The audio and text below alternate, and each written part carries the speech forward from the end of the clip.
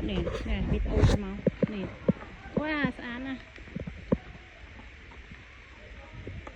Ủa là thay mà làm gì đó mà lúc cái thằng สะอาดมากเลย có cái đó สะอาดครับผมเลยต้องยังคอด nó bé rồi ฮะโอเคคอดกัน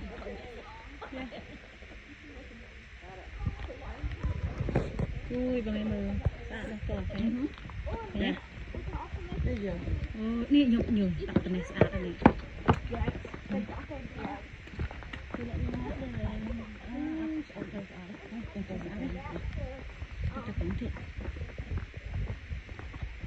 ดูบ่จอมาไหลนี่สะอาดอันนี้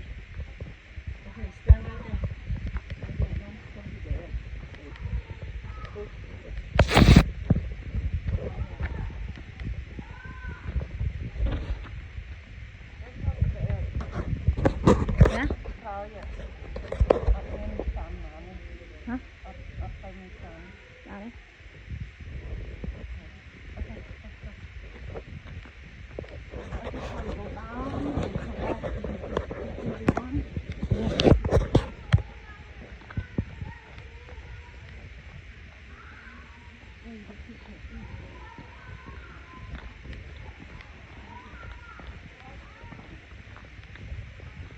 thôi đừng chết bạn đi